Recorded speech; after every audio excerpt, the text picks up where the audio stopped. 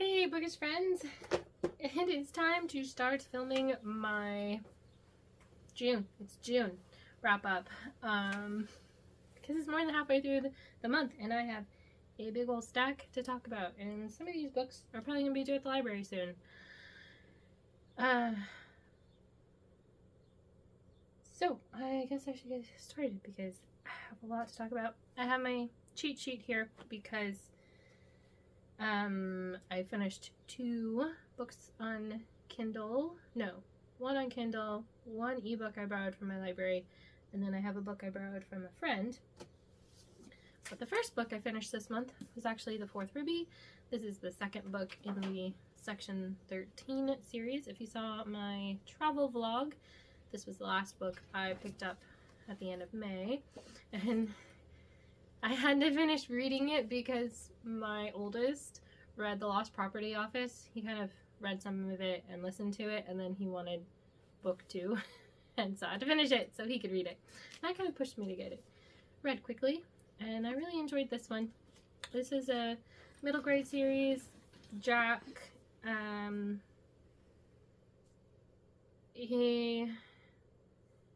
it's a little bit fantastical, but he can pick out like patterns and stuff in between them and in everything going around him. And so he's known as a tracker, and then he has his friend Gwen, who wants to be a quartermaster who works with a tracker. And this is another adventure, and we get out of London this time. Really good. Really enjoyed it. My oldest actually bought book 3. My oldest actually bought book 3 with his own money, so he gets to read it first. And nope. Okay, the next one I finished was Conversation Hearts by Marguerite Gray. This is one of the books in the Swamali Islands series that a few authors worked together to write. I read Shatona's. She had 2 books and a novella in that series, and then I had won a copy of Conversation Hearts. I maybe would have enjoyed it more if I had read the other book that the author had written, because I'm probably missing a lot of background on the romance between the dad and a widow on the island.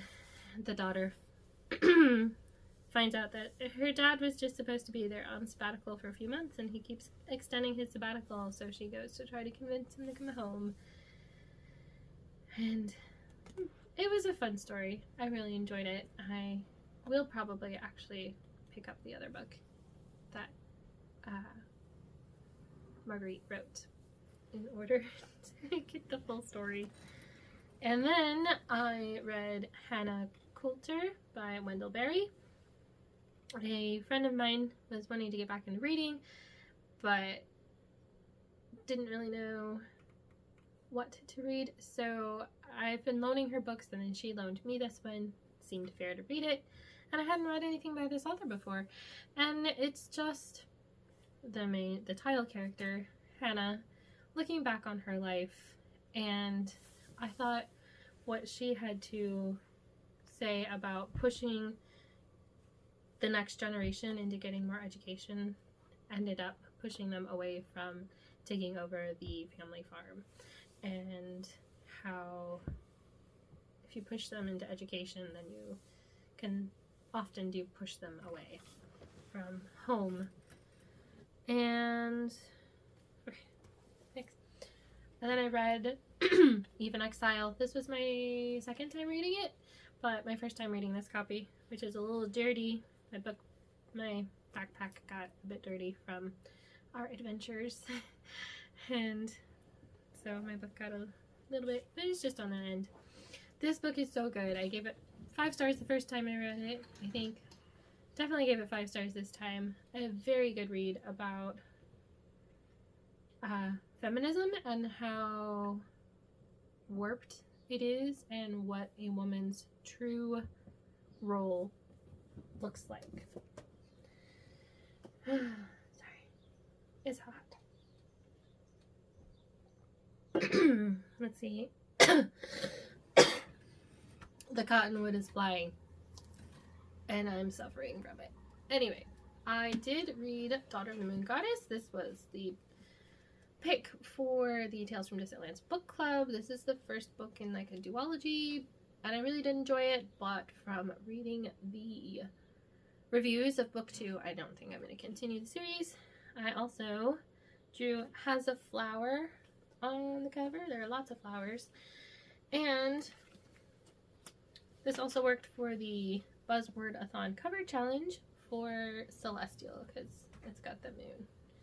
And this is the first book in the Celestial Kingdom series. And I was also able to use it for debut novel as well for Summer Book Bingo, which I am doing Summer Book Bingo that Tiffany from Beautiful Minutia puts on for the summer. This is my second year participating. It goes June, July, August. So I'll talk about which prompts I have finished later. But this is another Asian fantasy book. Apparently there is a Chinese folktale about Chang'e. I'm so sorry. I don't know how to say Asian names. The moon goddess, her husband was this great warrior, great archer, and the Celestials, immortals, blessed him with this potion to take to be immortal, and his wife ends up taking it, and then she's sent to be the moon goddess, make sure the moon rises, and anyway, it's about her daughter, actually, hence Daughter of the Moon Goddess. It did have a love triangle in it. Not my favorite trope. And let's see. Okay. The Mystery of the Clockwork Sparrow. I picked this for my Read Your Bookshelf Challenge prompt, which was a bird. And I also drew Set in a Place You Want to Visit. It is set in London. I would like to go to London. I'd like to go to more like the countryside of England, but there are still things in London I would like to see. This, I think, is tagged as middle grade, but it's more for those 13 to 15-year-olds that don't have like a designated age category for books for them, because we have, Sophie, she's 14, and her dad dies and basically leaves her with nothing, nobody to take care of her. She's a little old for the orphanage, so she ends up being a shop girl at Sinclair's, and there's the sparrow and other jewels that are on display for the opening are stolen, and she and her friends try to solve the mystery. I think I gave this one 4 stars. Pretty middle of the road, really good, didn't really have any problems with it, and might pick up, there's I think 3 other books after that one. I might eventually get to them. And I finished my owl book. Sorry, I can't tell if it's glaring. Maybe I'll just open it to a nice inside page. I really like owls, and I liked learning some more about them. I did discover an inaccuracy in this book because it was talking about the color of screech owls and how that's hereditary, so they can be more red or more gray depending on like the parents. And then it said that red is more dominant, like red-headed humans. Red hair is a recessive gene. I realized this was, written in the 90s before Google, but so it makes me wonder how much of this is actually true. I will say I did like in the last part where I had the glossary of owls. It would, for each one, it would have a pretty illustration. It said the wingspan for each one, and then it shows on a little map what their territory is, and lighter colors are if they migrate south for the winter. Some of them migrate, some of them don't. Some of them have other like subspecies that are more localized. And sometimes it kind of gives an indication of what their call sounds like, if that's known. Since owls are nocturnal, at the point when this book was written, they hadn't been studied very much in depth because, you know, people who don't have night vision trying to study owls who are nocturnal, a little difficult. The major problem I had with this, might be splitting hairs, is the author did go back and forth when talking about eggs and how long from hatch to flying. She would sometimes use days, and then sometimes she would use weeks, and I wish she just would have stuck to how many days or how many weeks and not used them interchangeably. And I picked up The Moth Keeper from my library. I took my kids to the library and I had seen this in a vlog. It's really pretty under the cover, but it's a library book, so can't show you. And I saw this in the kids section and it was okay. The illustrations are pretty. The part animal, part people characters are a bit strange, and it's subtle, but there's like two guys who are a couple in the book, and I just don't think that's appropriate for children. Okay, I gotta go. I haven't fully updated my cheat sheet. I did also read Back Home Again. Did I draw this for a card? Yes, I did. Random number off my TBR card. And I had picked this up as a reading prize for either summer or winter reading program with my library. I'd heard good things about Melody Carlson. This was the first book in a series and was kind of setting things up. I was kind of bored through most of it.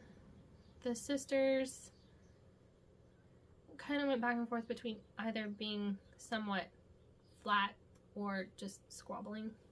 And they're in there, they range from like 50 to in their 60s, and I liked all the renovation stuff, but yeah, I probably won't. I've heard from looking at reviews that the later books are better, but there's more than 30 books in this. I think there's almost 50 books in this series, and I just don't care enough to continue. There's so many other things I'd rather read. Speaking of which, I DNF'd Hava, The Story of Eve by Tosca Lee. I went into this skeptical because biblical fiction is just not for me. And got about 25 pages in, and Adam was talking about life before Eve and how lonely he was and longing for her over the course of like weeks, months. Adam and Eve were created on day 6, the same day. So, and there's some other biblical inaccuracies in it, and I'm just like, it's beautifully written, but I just can't take it. So I quit it and started my reread of The Blue Castle for the Year of Maud read-along. On the other hand, I did finish Born of Gilded Mountains by Amanda Dykes.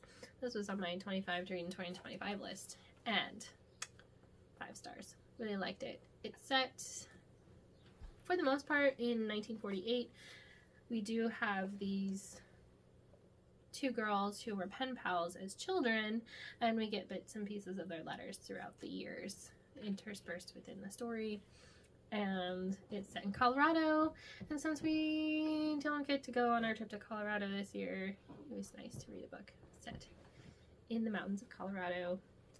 Makes me hope that we can go someday. And I don't know how much I can say about it without spoiling it.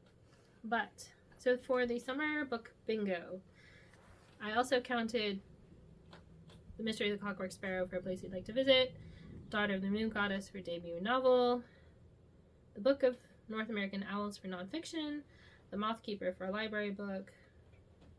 New to you author, I did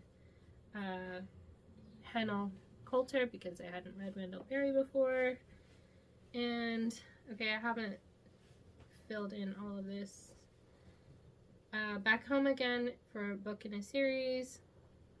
And The Blue Castle will be for a reread, a favorite. And Born of Gilded Mountains I did for a popular book, because I have heard from multiple people that it's a good book. So I don't know if I will do 1 or 2 more updates for the month, but man, I've already, okay, one of these is indie enough, but I've already knocked out a decent stack. Gotta love summer and not having to do homeschool. So I will check back in with you guys some other time. Okay, it is July 3rd and I actually haven't finished any books since I think the 30th, so this is just when I could film. I did finish my reread of The Blue Castle, enjoyed it, 5 stars as always. Oh, I had drawn this one for illustrated cover. This is the story of Valancy, or Valancy, I say Valancy. She finds out she's gonna die within a year, so she's like, well, I'm gonna stop living to please others and live to please myself, and goes against her horrible family and lives her life. I did read The Beekeeper Next Door by Danielle Thorne. This is a love-inspired book. My mom ended up with 2 copies, gave me one. I read it so we could talk about it.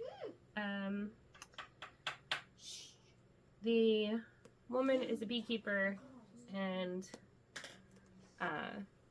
her neighbor's son moves in when her neighbor dies to empty out the house, get it ready for renters, and yeah, it's love inspired. There's a romance. For a love inspired, it was pretty good. And then I finally picked up volume 2 in the Unselected Journals of Emma M. Lyon. I usually just call them Emma M. Lyon series, but it is actually the Unselected Journals of Emma M. Lyon.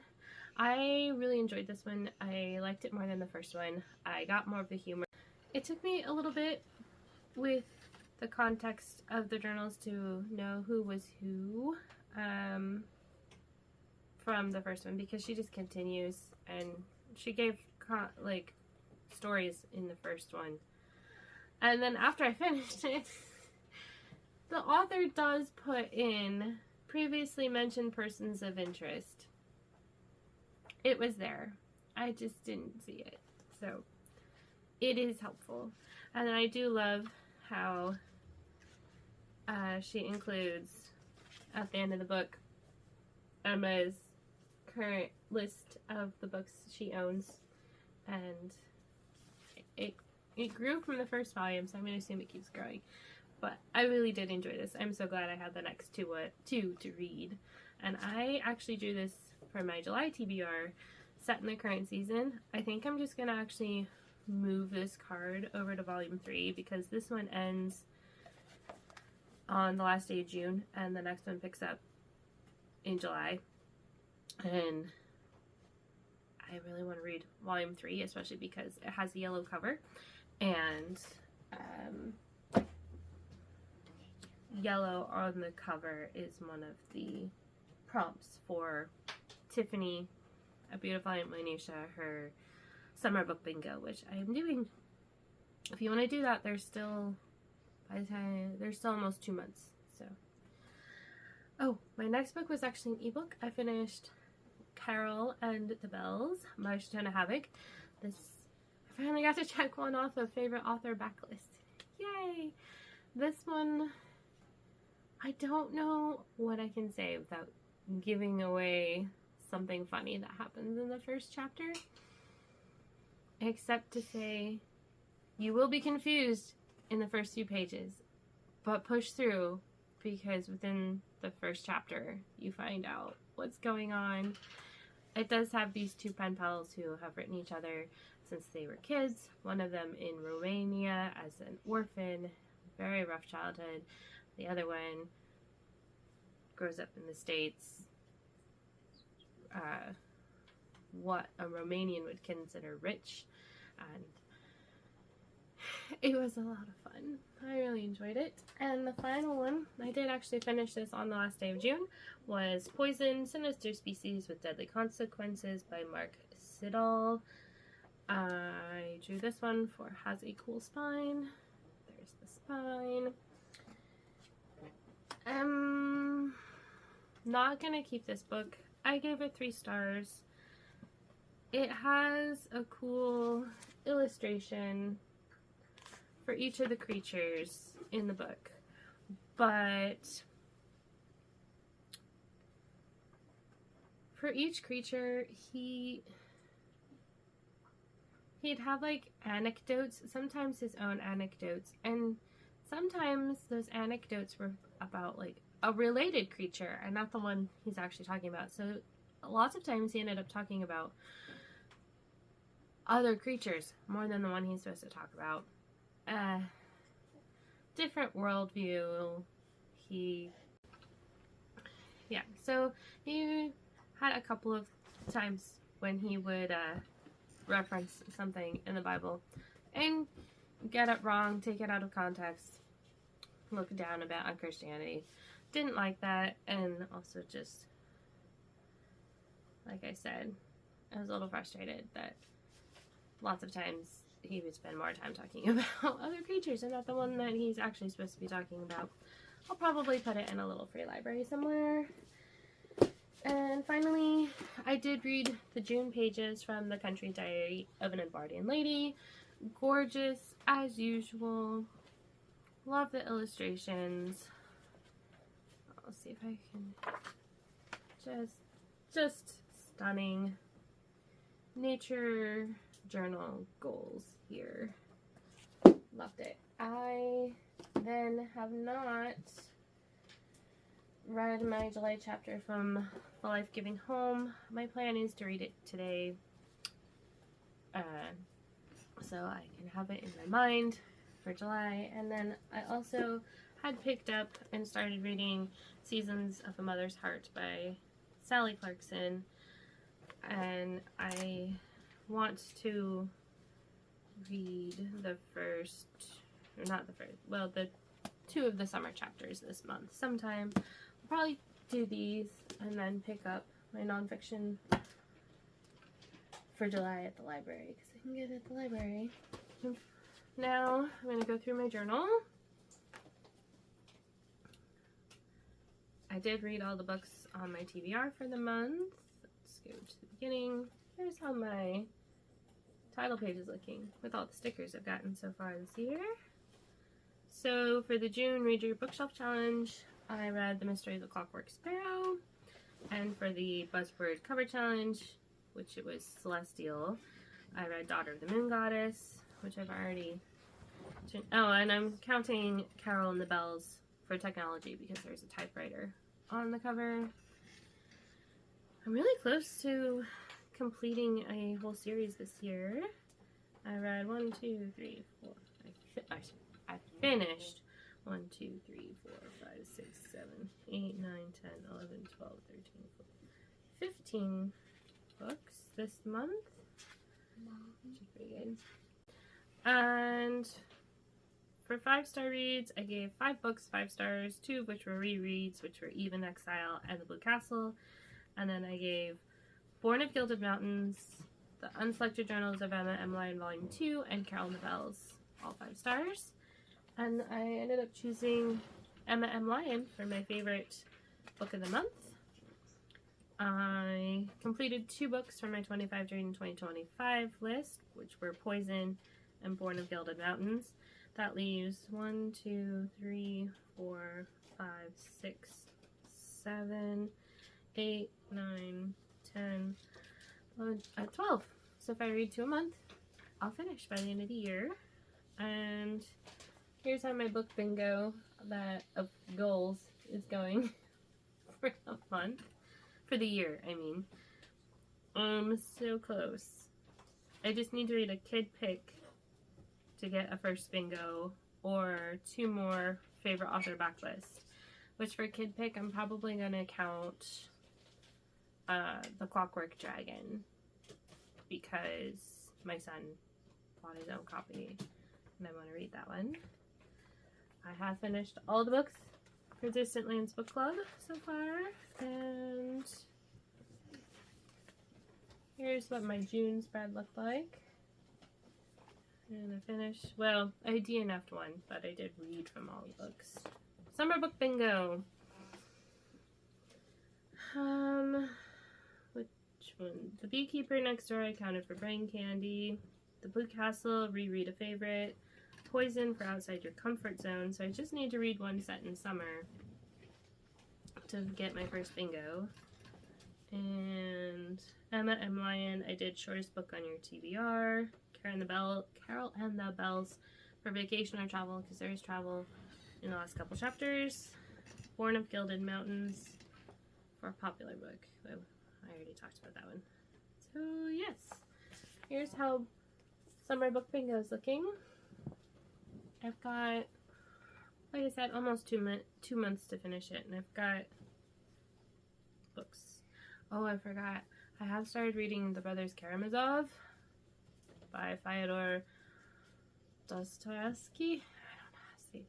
I'll get there. I'm buddy reading it with a friend, and we have finished more than the first 100 chapters out of, my edition has 718, 19, somewhere in there. And yeah, I've started on my July spread. Haven't gotten very far. And I do plan on participating in the Catch-Up-a-thon, which starts the day before this video goes live. So if you want to participate, it's for 2 weeks, and it's just, it looks like it's going to be a lot of fun, and I'm going to use it to knock hopefully a couple books off of my TBR. That's all I have for this month.